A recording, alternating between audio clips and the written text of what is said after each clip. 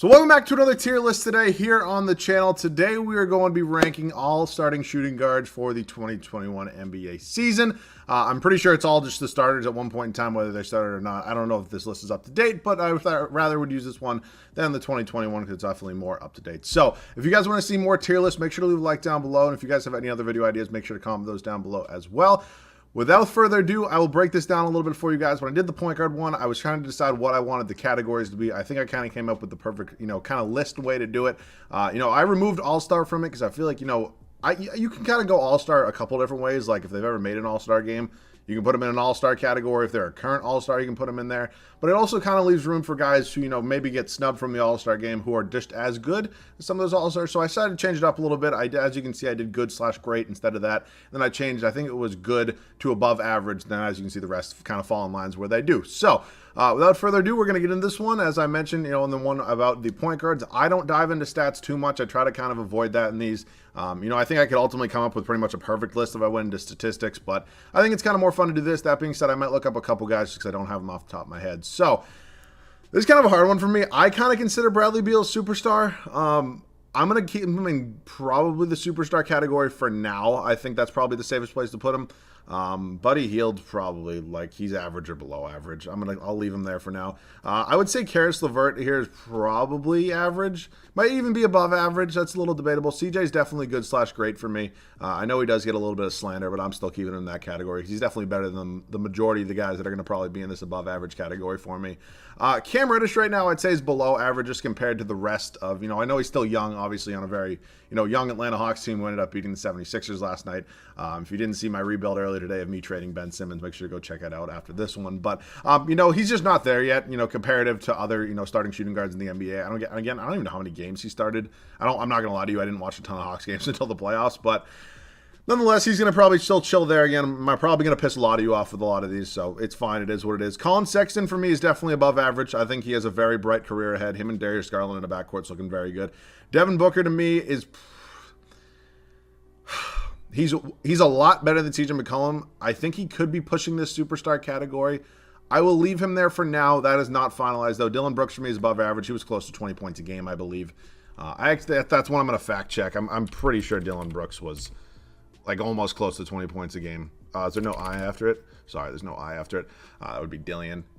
So he's 17 points a game. I still think he's above average for me. I'm going to leave him there. DiVincenzo is probably pretty average at this point. I think he's around 10 a game.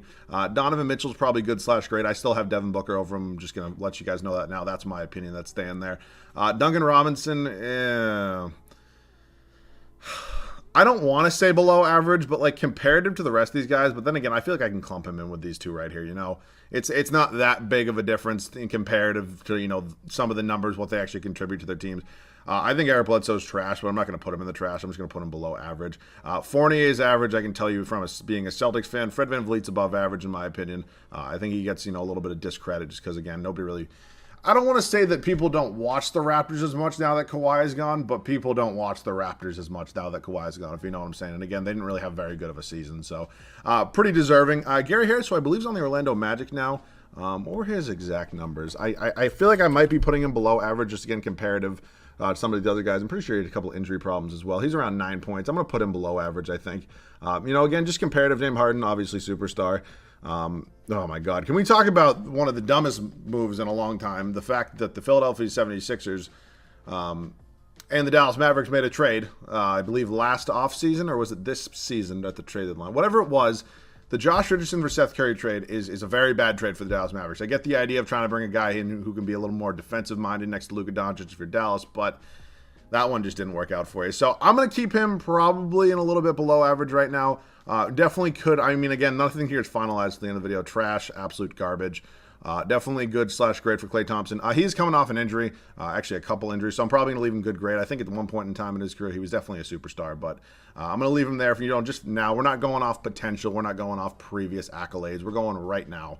Lonnie Walker, I hate to say that he's trash right now, man, but he's just not good, right? Like, again, these guys have potential. I'm not going to grade them on their potential. 11 points, all right, you can be below average. And again, this is comparative to the rest of the shooting guards in the NBA. This isn't like what I actually think of all these guys. That's how I'm doing this. I'm comparing them to the rest of these other players on this screen right now. So, it's nothing personal about them, what I actually think about them as a player. It's just comparative. Let's see. Malik Beasley for me is above average. I would take him over any single one of these guys any day of the week. I think he has a very bright future in this league. Marcus Smart's an interesting one for me. If you guys don't know, I'm a diehard Celtics fan here. And as much as I want to say Marcus Smart is above average defensively, which is an absolute fact, offensively, he's just not. He's made a lot of strides in his game to kind of get better on the offensive end. I don't know, though, because I could put him above average because I definitely would take him against, over any of these three guys, but there's some guys here that I would definitely take up. You know what? I'll toss Marcus Smart, just because Celtics fan to me right now. Paul George, good/great, probably not a superstar anymore. He's been playing very well for the LA Clippers. I just don't think, if we're being honest, he's a superstar anymore. It's more about what, I just don't, he could be maybe in a different time. I don't think that it's that crazy to toss him up here. I just think, and it's tough for me to say this just because he's been playing so well ever since Kawhi's been out, but I don't know, man. I'm going to leave him there for now. RJ Barrett for me is above average as well. Seth Curry's probably close to above average, if not average. I'm going to assume that Seth Curry's probably around somewhere, was he like maybe 15 points a game, maybe? That's just a guess. That's just a total guess. He's 12.5 points a game. Would I take him over Fournier? Yes. I'm thinking about this hypothetically on my Celtics. Would I take him over? Yes. Yes. Yeah. Okay, I'm going to put him in above average. Shea's here. He's not a superstar yet, but I think he definitely could be one day. Terry Rozier's above average. I wholeheartedly regret the day the Celtics chose Kemba Walker over him. Oladipo at this point in his career is just average, man. It sucks with all the injury problems he has. Obviously, he's in Miami. I believe he's a free agent this offseason. I'll be interested to see what happens there. I'm not positive on that. Garbage, Wayne Ellington, and Levine's here right now. So let me just double check some things before we do finalize this one. I feel like the way Book's been playing, I got to leave him in the superstar category, I feel like it'd just be wrong not to. Again, I don't want to say, because superstar is such a weird term for me, because if we look at superstars, there's probably only 8 to 10 of those in the entire NBA, which sucks to say. It really sucks that 2 of them are on the Nets, but I don't really think there's many more than that. I'm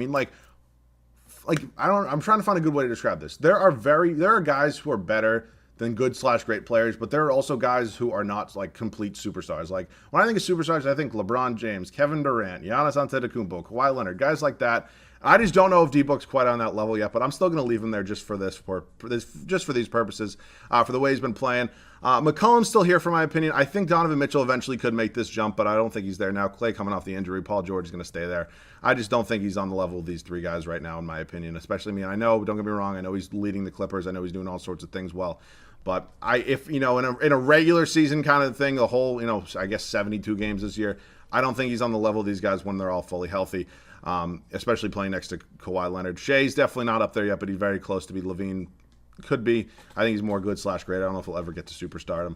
LeVert, yes. Sexton, yes. Brooks, yes. Yeah. I'm pretty comfortable with all these ones. I'm a little iffy on Seth Curry, but I'm still going to leave him up there. I don't really think I'm going to be making too many changes here, if I'm being honest with you. I think Buddy Hield's probably still average. What were his exact numbers? I just want to double check before we do kind of wrap this one up right now. But Buddy Hield, he's putting up numbers in. So he's 16 points. I maybe could move him to above average, but I think he still kind of falls into this category, even though if he statistically has some, a little bit of better numbers than some of these guys. Think about this. The Bucks are a very competitive team. The Miami Heat are a competitive team. The Celtics were somewhat of a competitive team. Miami Heat's competitive as well. So, Buddy Hield's putting up better numbers than these guys. Maybe points at least, but again, he's on a team, the Sacramento Kings, who might be one of, if not the most irrelevant franchise in NBA history. So I'm comfortable with that. I think Cam Reddish eventually, at some point, could definitely get into this category, if not above average. But for now, he's there. Bledsoe sucks. I don't like Eric Bledsoe. Harris is getting paid a lot of money to not be that good, if we're being honest. Pretty sure he might have had an injury problem. Richardson's fine here, and Lonnie Walker's fine here for now. And then, oh my God, just you 2 bozos can sit down here. So. All right, that does shooting guards. I've done point guards now. I've done shooting guards. If you guys want me to do small forwards, power forwards, centers, and just kind of finish this one up, feel free to let me know down below in the comments section. But I do not want to make this one too long because, yeah, man, I just got to go sulk on Twitter because I had a banger tweet last night, by the way. Go follow me on Twitter if you don't do that already. But other than that about does it for me. I thank you guys all so much for watching. If you guys are new around here, please do subscribe. It does help out the channel a ton. I love you guys. I'll see you guys all in the next one.